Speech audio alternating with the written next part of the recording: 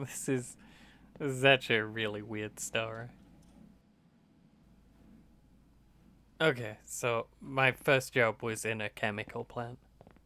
And when you tell that to people, they pretty much instinctively go, "Oh, well, at least he must have paid well." And it didn't. I remember the site was a couple weirdy little outbuildings and a razor wire fence surrounding this big, imposing tower. Just sheer metal and warning labels, complete with billowing smokestack. It was outside of the city proper, just off the river. Only building for miles around. I've no idea what it makes, even today. But it does it day and night. I worked a day shift at least. Each day I had to bus in. It was right at the end of the line, and I was the only one who ever went to that stop, so already kind of ominous. I remember it was never like full daylight around it. Muted, as if the colour was draining out of the world. Maybe that's just a product of my memory, or maybe we were pumping insane shit into the atmosphere.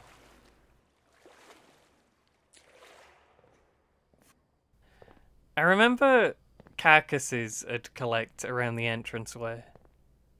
All manner of fish and poor little woodland creatures.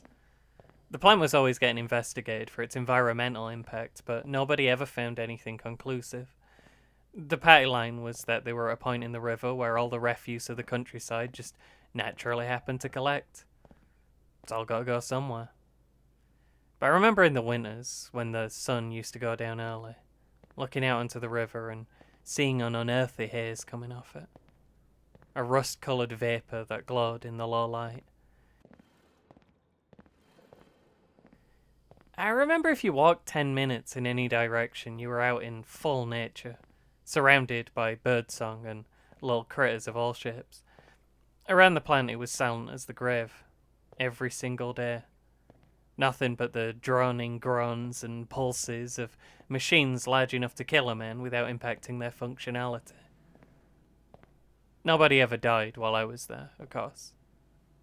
I think one guy lost a hand, though. My job was to pick up boxes coming in on a conveyor belt and move them to a second parallel conveyor belt. Like, if there was ever a job you could just automate, it was that one. 8-hour days with a strict half-hour lunch break somewhere in the middle. Just picking up boxes and putting them over there.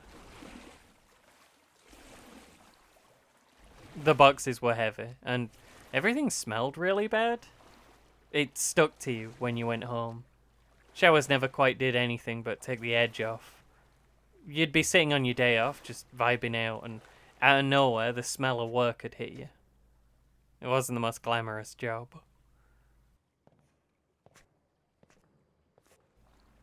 I remember one day just strolling down the line of these two parallel conveyor belts for the first time. That probably ate into my lunch break, but I was curious. When you have a job like that, the days start to merge together. Sometimes you gotta do something different just to break the cycle. Anyway, at the other end of the line was a second guy picking up all the boxes from my conveyor belt, the one I was dumping my shit on, and just moving them back across. Flagrantly undoing my work. Wondered how long he'd been there. Maybe always, right? The whole time we could have just been moving the same set of boxes back and forth for 8 hours a day, 5 days a week, round and round in circles. I wanted to match over there and give him a piece of my mind, but I didn't. Wasn't like he was out to get me, not really.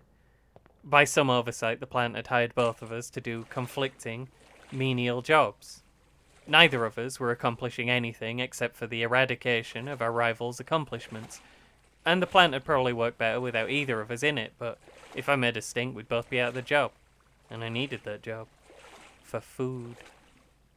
So, instead, I didn't do anything.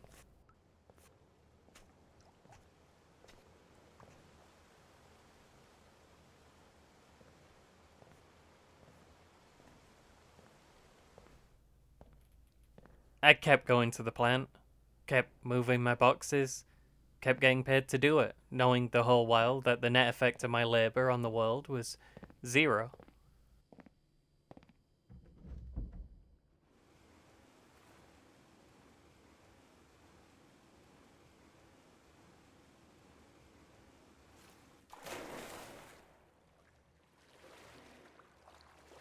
Sometimes I'd like save up a bunch of boxes and try and overwhelm the other guy. Other times I'd slack and a few would sneak past me, out through a little chute at the end of the line and away into darkness.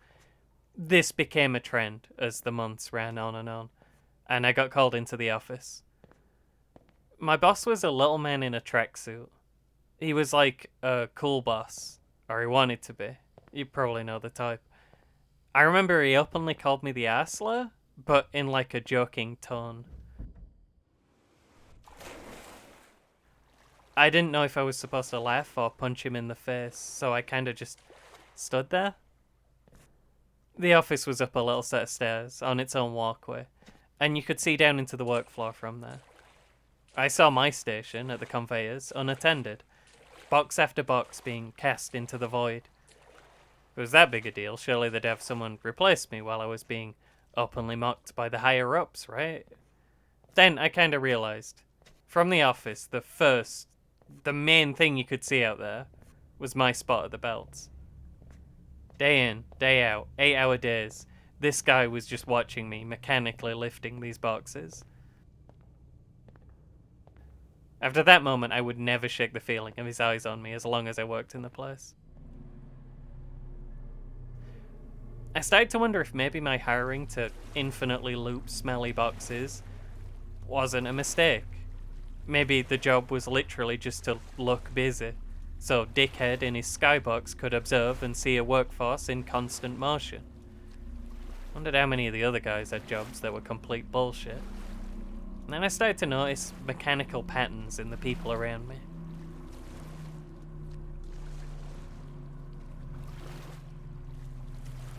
One guy just walked back and forth across this long catwalk every day. Like, 5 minutes, there he goes. Stuff got loaded onto trucks at one end of the factory floor and unloaded at the other. And I became certain it was the same stuff, just on a constant loop. The whole building was just a parody of a workplace.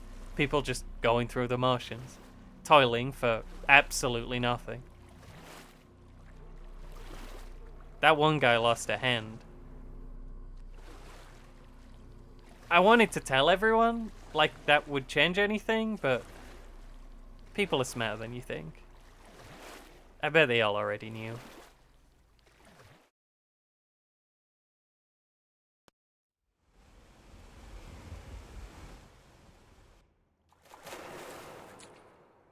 I should have left then, but I didn't.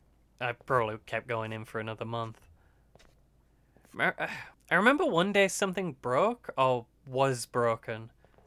Don't know if it was an accident, or if the place was just falling apart. I was at the other end of the floor, but people were real worried about it. The air in there smelled foul, worse than usual. Smoke poured in from something out of sight, and in that smoke, I was fairly sure I could see the rust-coloured mist again. A big alarm that I'd never heard before went off, but when we all tried to leave, the doors were locked. Even the fire escapes. We were stuck in there a couple hours before the alarm stopped and a voice came over the intercom that everything was fine and we all needed to get back to work.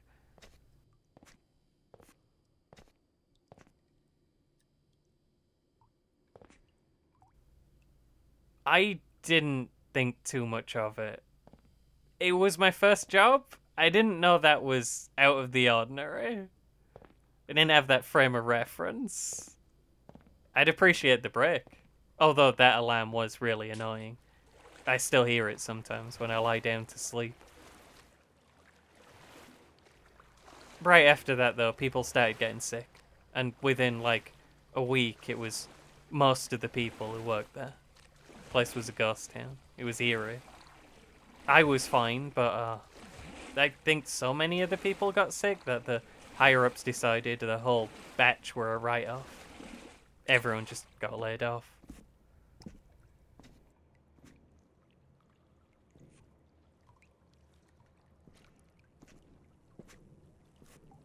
So, yeah, that's where I got my start. Don't worry, though, my next one, way worse.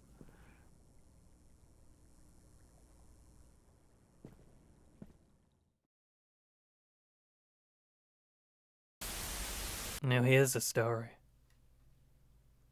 Picture a rainy day in July. Can you believe we're back again? It is once again raining heavily outside, so I'm gonna cozy up with some Cataclysm. Loretta Bryson, optimistic psychopath, dabbling solderer, and career politician, is on their way by helicopter to an important political event. Or something. She even brought a briefcase. And then, the Cataclysm strikes. A flash, and all the world is changed. In the towns and cities, the dead rise to hunt the living. And in the far-flung wilderness between, things man was not meant to see are called into being. More pressingly, where once there was pilot, is now an empty seat. Doesn't take long for the vehicle to lose its heading and to tear downwards into the wilds.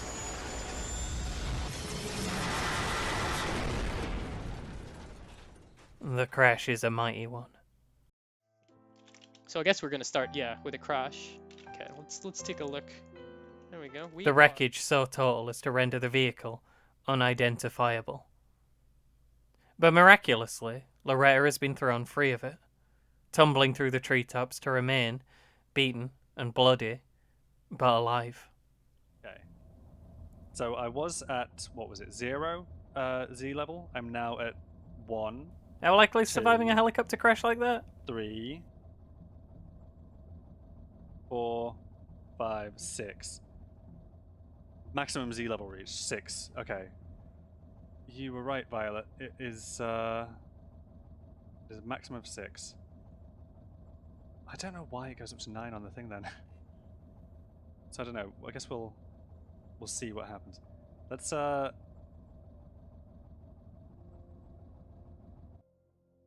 zoom out. We have absolutely no clue what's going on from up here. Oh, the steering is completely broken times 4. Oh my god, okay, so 2% fuel is not enough to get it back to the airport. 2% fuel is not enough to do anything. 2% fuel is, So it's not that the steering is completely broken, it's that the steering just doesn't work. We're gonna fall back to Earth really quickly now. Yeah. And survive it again, because that's what happens. More common than you'd think. The pain is distracting. Her right leg is roughly 40% broken, her left arm 60%, and, having skipped breakfast that morning, she is now very hungry. Moreover, she doesn't know where she is, surrounded on all sides by thick greenery, the tree canopy blotting out the sun.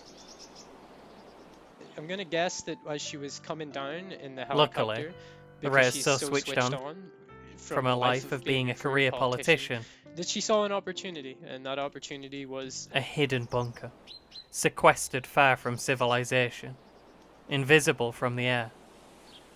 What she'd spotted, or spotted without spotting, is a tiny, man-made structure in the midst of a dense tree grove.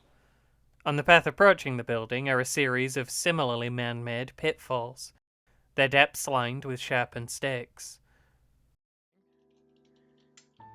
Now this seems like a big old trap. I don't mind saying it. She says. Okay.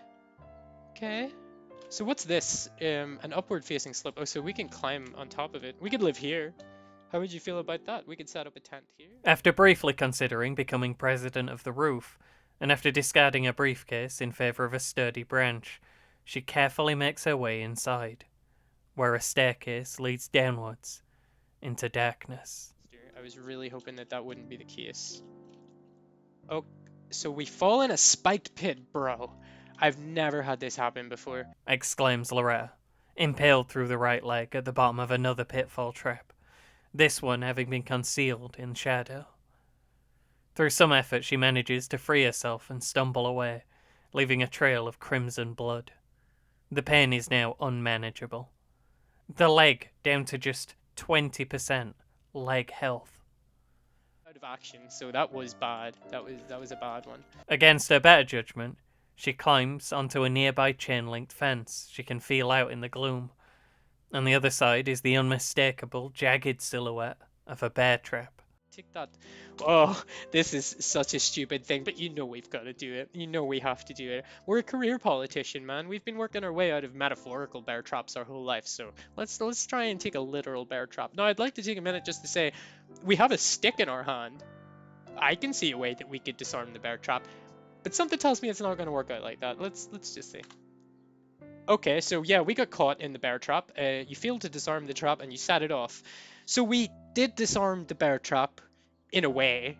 We just disarmed it with our foot. Unfortunately, while trying to disarm the trap, she overbalances and falls from the fence, landing with her remaining good leg in the trap. A bit later, a crazy guy shows up and beats her to death. That one is, I suppose, not the greatest story ever told, but it is an important one, and that's for two reasons. Firstly, the story began and ended so quickly that a second randomly generated hero could be pulled from the ether that very video. This one a Captain Aurelio Cole, who outlasted his predecessor by about 35 hours or several months, depending on how you're timing it. Too dark to read, but we can move to here and just keep running down the clock essentially. So yeah, it is now 7 p.m. That was a good way to pass a day. So we're going. Oh, we let one of our scraps of meat go rotten. That's so disappointing, but you know, it is what it is. So we'll drop our guns and ammo book. We don't need it anymore. Put the rotten meat into the furnace because we're just gonna burn it. It's the responsible thing to do. We've eaten through quite a lot of our food reserves, but that's fine. So where's our bandages? Yeah, makeshift band. Oh, shit! I just snorted some crystal meth by accident. Fuck. This all comes courtesy So, of friend of the show this Andy's is cool interesting. channel, by the way, captain has now accidentally- defunct, That wasn't like a meme. I didn't do that as a joke. and comes I'm sure recommended you can see how that by me. happened.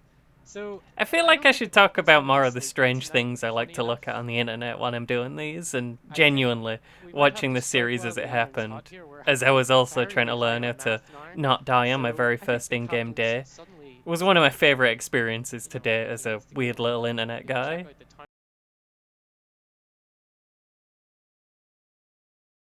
a little bit. Secondly, Drop you some of know, this crap off. some games are just like that. Do we You have start in any a water? I forest need and you to die in a use- hole 5 minutes later. That's Game over. not- Save file deleted. And that's XCOM, baby. We'll probably stay this side of the river for the time being. Get a sense for, oh dear. Typically, this is a bad sign.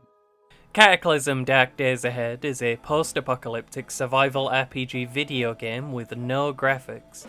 It's arguably a roguelike in that it's crunchy to the point of being incomprehensible to the healthy human mind, and looks like some computer wizard coded it in Excel somehow.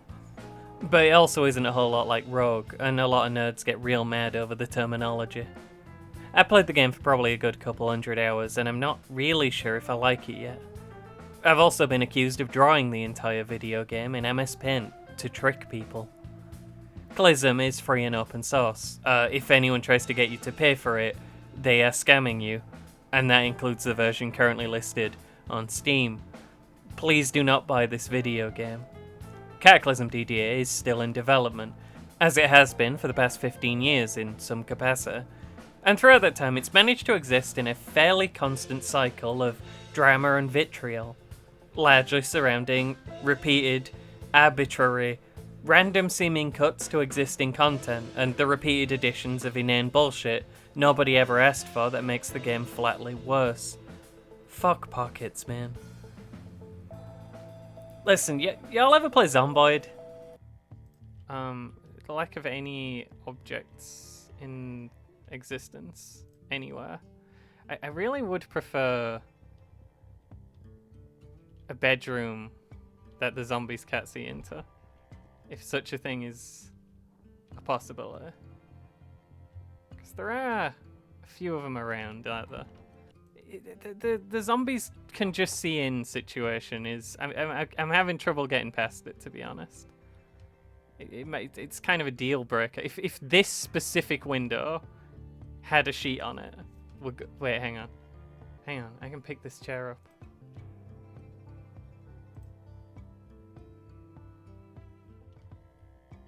I can't really see anything from this window. This could be the key.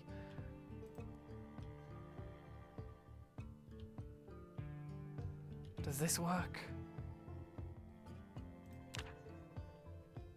It's almost certainly not going to be a good idea to go to sleep on this chair.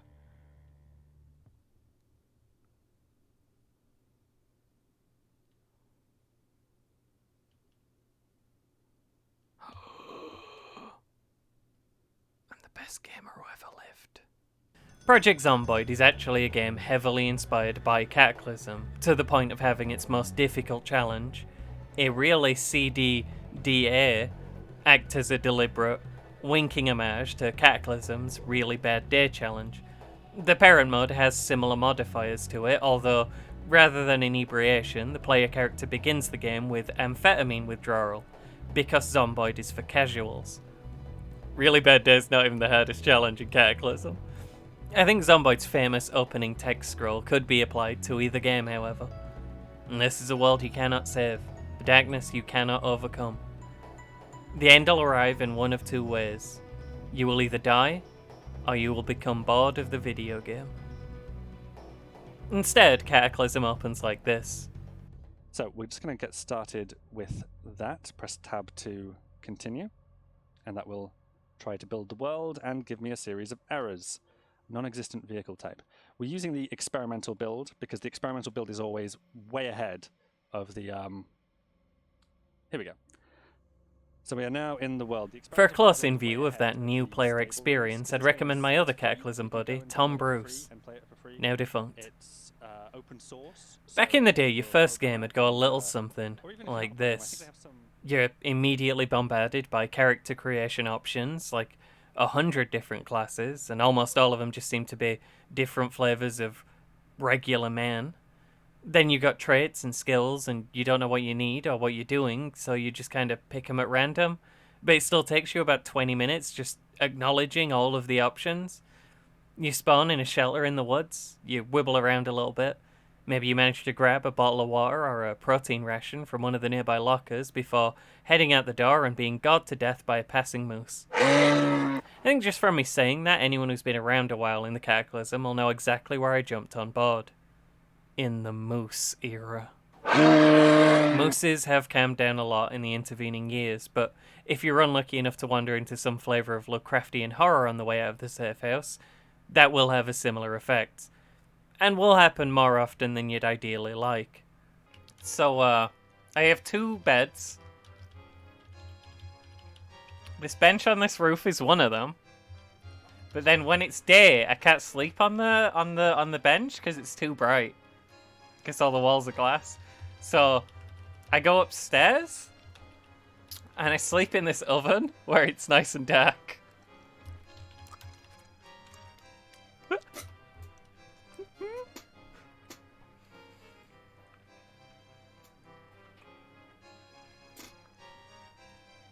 I am now asleep in an oven.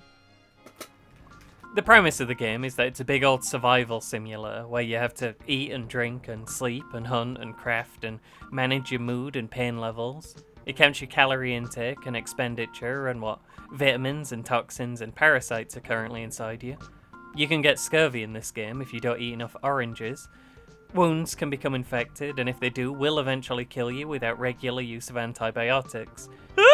You can explore an enormous, randomly generated map and forage for shoots and berries and scavenge resources from deserted settlements and towns and cities and secret underground lairs. It's a game where I've seen people passionately argue whether it makes the most sense to always journey with a shopping cart, replacing or repairing any stiff wheels or damage to the basket as necessary, or to permanently carry a folded up body bag in your pocket, fuck pockets, that you can whip out and fill with random trash whenever the situation calls for it, and then just have a body bag filled with groceries. Where are you? There's one. We're whittling away at him, and that's the best we can do because we can barely walk. We're a bad clown who can't do nothing. Whatever you do, you'll doubtlessly be interrupted by enemies, as the zombie apocalypse just happens to have occurred on the same day that horrors from beyond the stars began to peel back the veil of reality. On the same day that a new strain of sentient mushroom began to spread and engulf entire towns. On the day of the Triffids. while the mooses were out for blood. Boy howdy, there is a lot going on. Cataclysm is a game that is extremely anal about the most minute details of wilderness survival, and also a game where you can be torn apart by the hounds of Tindalos for spending too much time around teleporters and then, subsequently, around corners.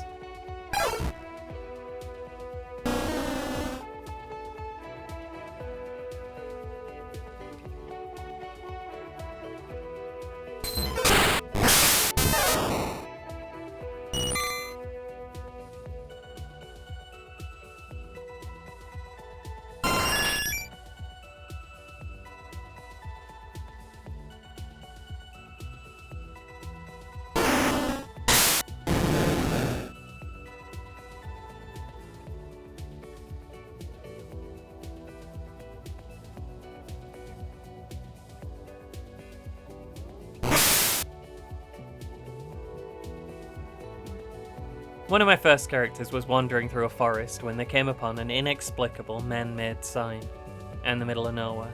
There wasn't a building around or anything, no signs of human presence except for the literal wooden sign. Wanting to know what the sign might actually say, I headed over to get a closer look. A landmine went off and broke both of my characters' legs, mortally injuring them in the process. Bleeding out and with no real way of recovering the situation, I had them crawl the rest of the way over to the sign that now had to be so interesting it was worth being exploded about. The sign in the middle of the minefield said, "Caution, minefield."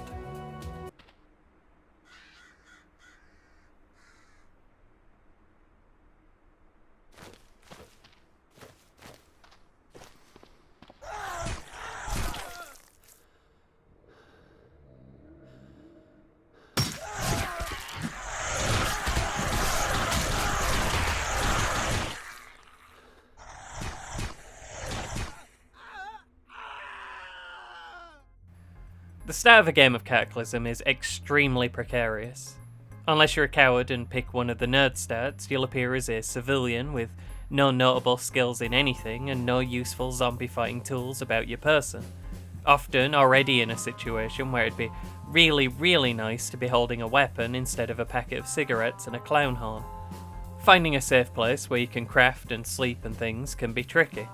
Finding enough food to eat and warm enough clothes that you don't freeze when the sun goes down is similarly an issue. And you ideally need to do all this without being bitten by a zombie. Death is frequent and permanent in the Cataclysm. The saves cast into the void and the randomly generated little guy is gone forever. As mentioned, some of the stats are truly fiendish, like appearing at the top of an office tower filled to capacity with zombie salarymen, or on an island prison surrounded by undead sharks. When I did that one, my character had to offload all of their clothes and belongings and swim to a nearby tiny island, where to complete their escape, they had to fistfight an aggressive goose butt naked.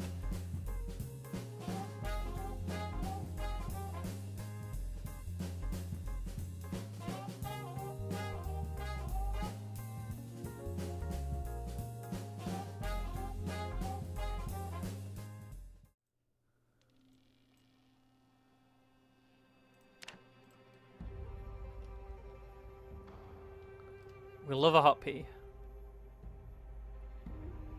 I need the peas to stop being frozen. We need to kill someone who owns a watch as well. That's a priority.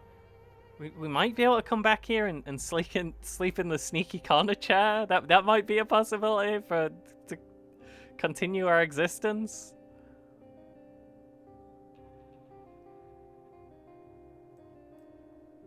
We've got hot peas, folks. What do you reckon? Oh, it's not even that dark. Oh, they're farmers. This is a farm, possibly, probably. If you ask me, where are you most likely to find a farmer? You know what I'm telling you every time, 10 times out of 10. Check that dang farm out. There's so many zombies here. Just walking and hoping no one follows me. They do. Oh no. How? Why? Wait, it's bad that way? It's just a field. Would they like a music festival here? Why are all these zombies in this field? Anyone following me? Actually, no. I thought those are firemen. Those are not farmers. I just saw the yellow hats, but actually those are fireman hats. Not only farmers wear yellow hats. Although there's some big brims on those yellow hats. Oops. Little early.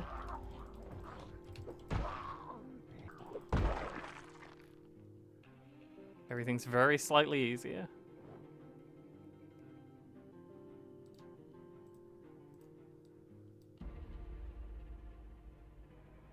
Now I am the fireman. Oh, we lost our fedora so long ago now when the guy just got me around the dang corner. Oh, we have a hole on our butt too.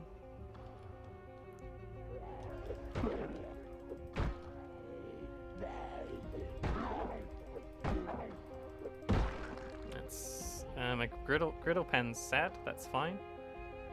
Let's wear these ones because they might not have a butthole. Look at me. I'm actually dying from carrying this many pairs of trousers. Also, I'm gonna overheat because I'm wearing fireman gear. Never mind. Forget that. Bad idea. Shouldn't. This is more me. This is more my speed. Can we wear just the pants? Don't pick the ones with the holes in them. What do you think of that? Probably took an unnecessary amount of time to figure that out. It's fine, we have trousers now. Powerful trousers. I don't know about the corner chair play. Seems a little cheeky. We'd prefer to not have to resort to such trickery. Is that NES? It is actually a video game.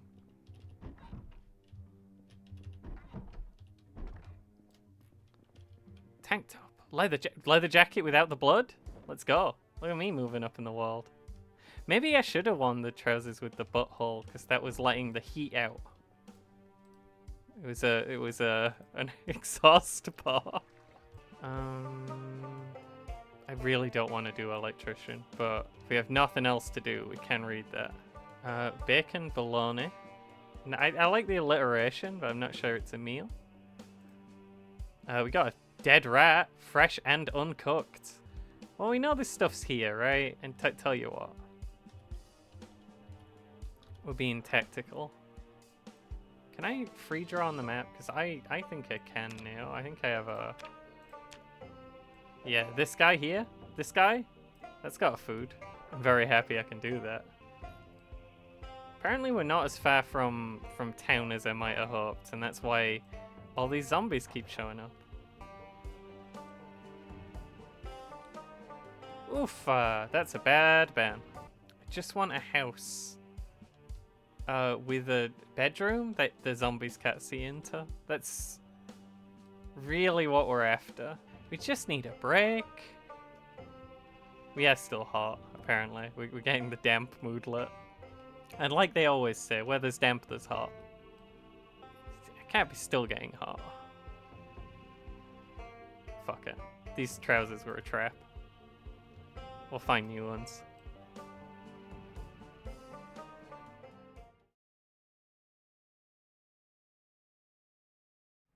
Here's a more recent one.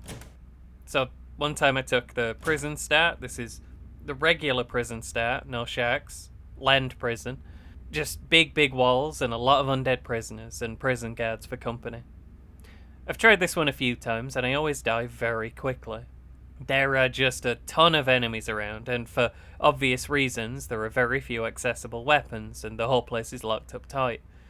The zombies will eventually batter down a lot of the doors, but if you want to get anywhere before that, it's going to be tricky and it's going to make a real commotion. Zombies are attracted to noise, and sometimes to scent. Don't worry about it. Anyway, this time I spawned in one of the little sniper towers for some reason. So I did have a little hidey hole to retreat to that was sturdy enough they couldn't break the way in. The zombies spotted me pretty quick, despite my best efforts, and they made their way over there. I was apparently a white-collar criminal with no notable martial prowess, and was armed with a rock in a sock. I think I remember that guy spawned with a couple levels of marksmanship, but the guards' lockers were all empty. I tend to turn the item spawns down real low. By removing the rock from the sock, I found I could throw it fairly hard and administer tiny wounds to the zombies, with the caveat that I then needed to run over and pick the rock back up to continue my assault. I got a little clawed doing that, a little bit scratched up, and the wounds did start to slow me down over time, making my pathetic efforts even more so. I didn't think it was physically possible for me to get anywhere like that, but I felt like playing it out, just out of badness. I wanted to kill at least one of the zombies. And about 20 rock throws in, I did manage to bring one of them down. Yeah.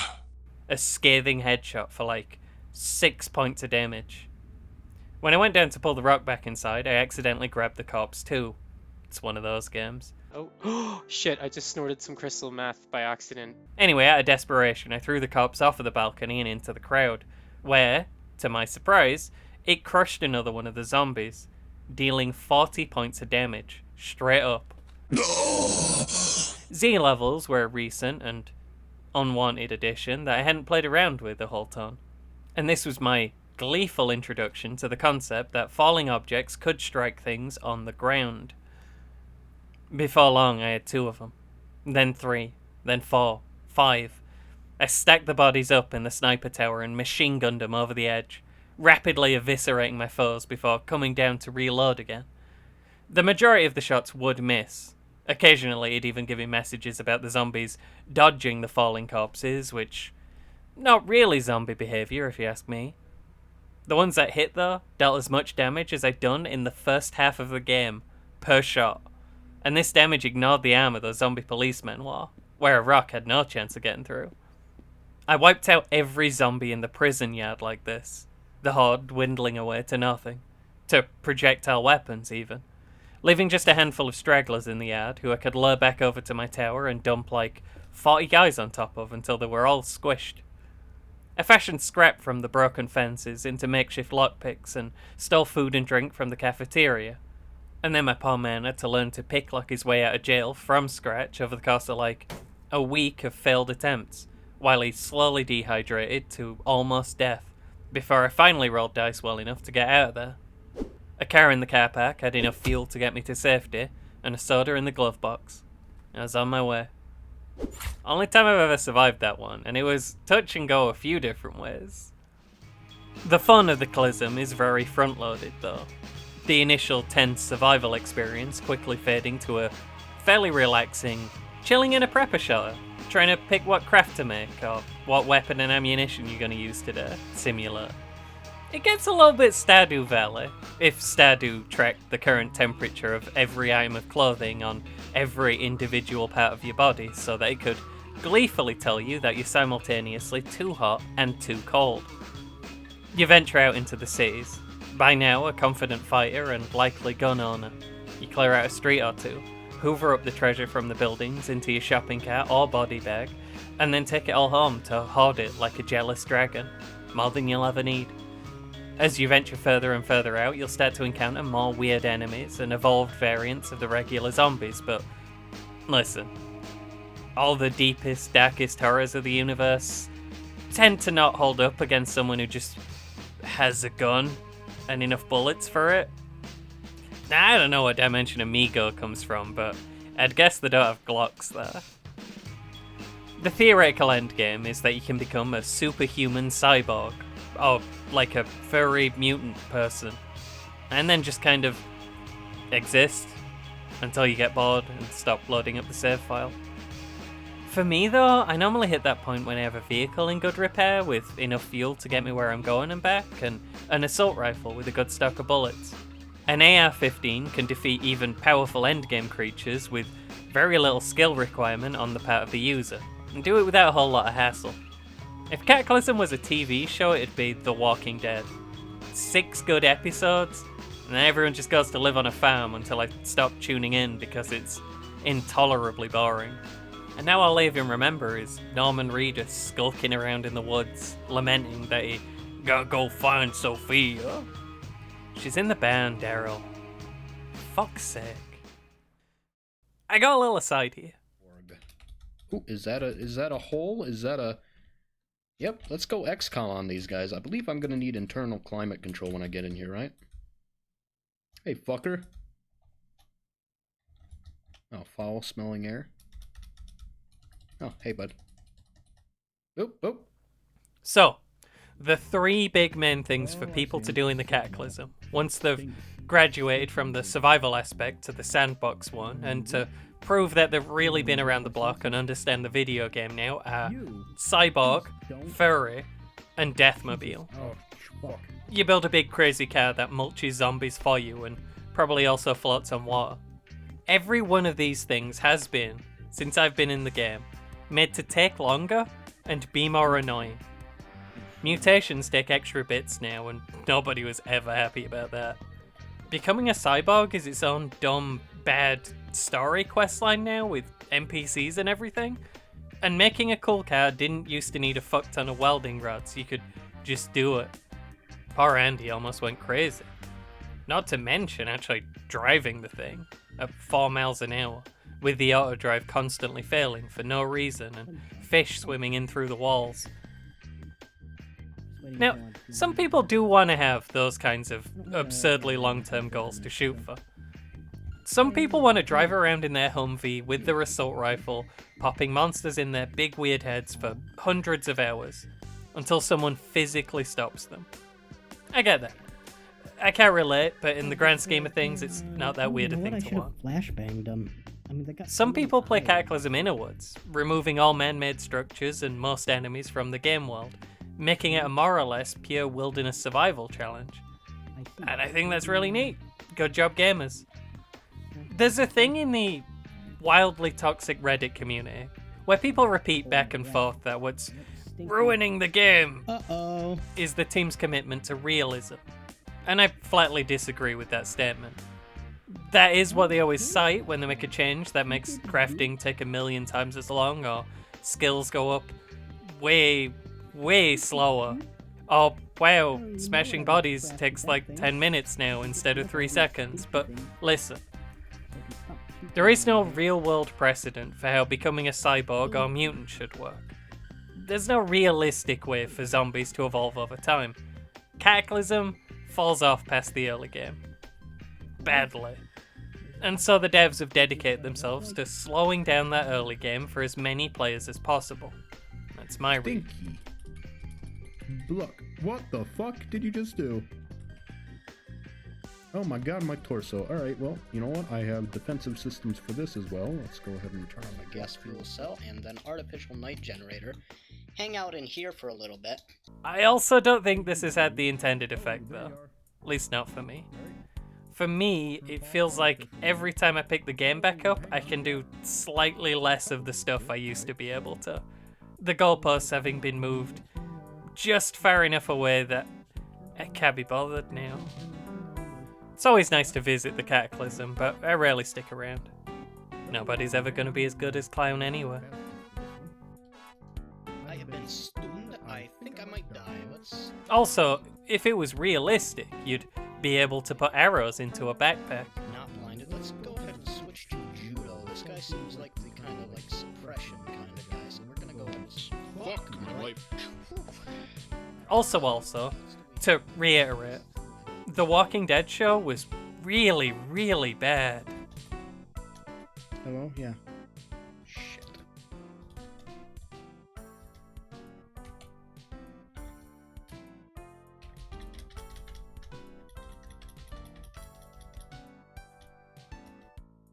Oh, fuck. The thing about games like Clism, that are so deep in simulation and so filled with content, is that at some point, something absolutely wild is going to happen. And you're going to have a story to tell all your nerd friends for the rest of your life. In one of the games I actually recorded, don't watch it, those videos were rubbish, I met an NPC out in the wilds. Felton Colbert was his name. I've never forgotten. This was a big deal for me, because I almost never find NPCs for some reason. And when I do, it's the ones with like little scripted bits, and they don't really count. I meet the mechanic like every other game, but I never just get some rando who can join my squad. Felton, in this case, wanted me to take him to a specific location on the map, but also wouldn't formally join my team, because I failed a speech check.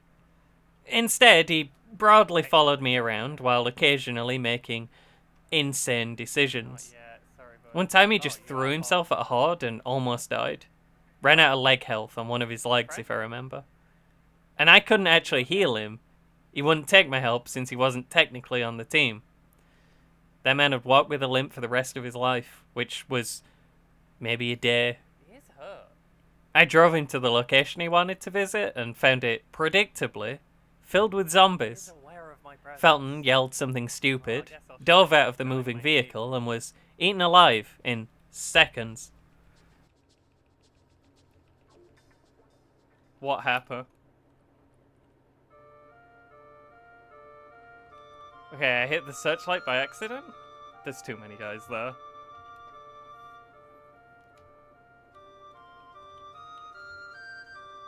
I got a couple of them. Maybe we could lure a few away at a time. Felton, bud. Felton, we're going this way. Is he actually going? What does he think will happen if he goes in there?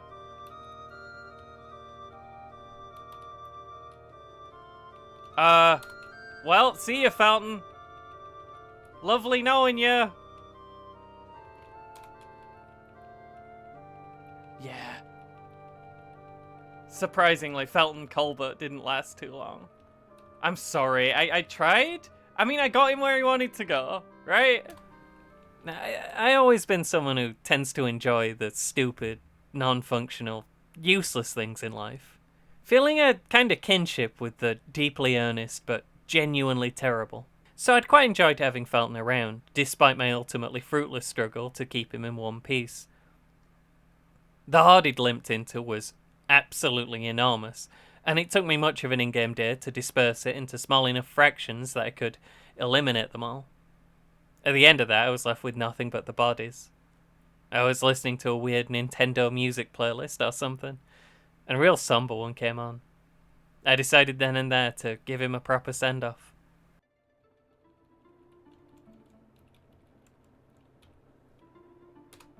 Felton would want me to throw his body into an open manhole. Just yeet that shit into the sewer, because Felton was trash. Godspeed, Felton. We loved you. Where's my lighter?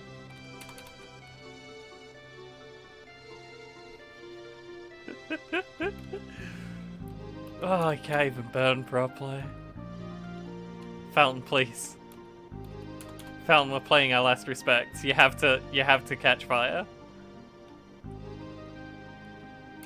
Do we have any last words about Felton? He was the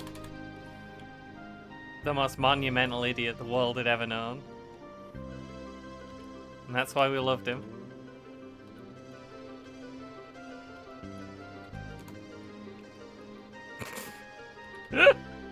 I'm really trying. Got a new idea. Felton would have wanted it this way.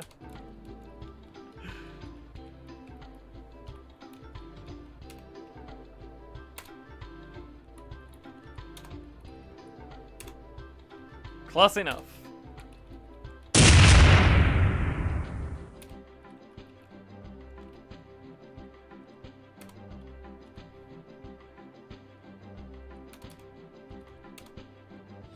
Felton, we commit your body to the earth. Your soul will live on. Your spirit, you get up and go. That's not going anywhere. My arm got a little exploded during the funeral. That's fine. That's to be expected.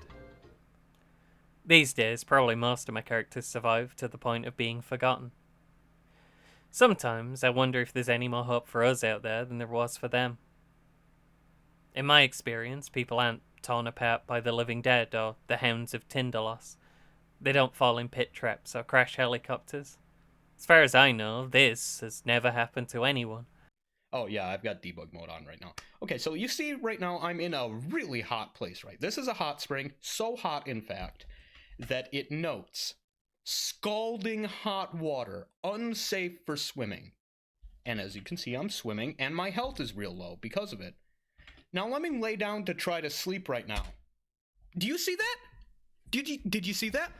My shivering is preventing me from sleeping. You know why? Because when you lay down, regardless of your circumstances, it makes the temperature on your tile the ambient outdoors temperature. Doesn't matter if you're next to a fire, two fires, in the middle of a hot spring that's specifically too hot for human swimming, 300 degrees, warm enough to bake a meal, 60 degrees actually when you're trying to sleep.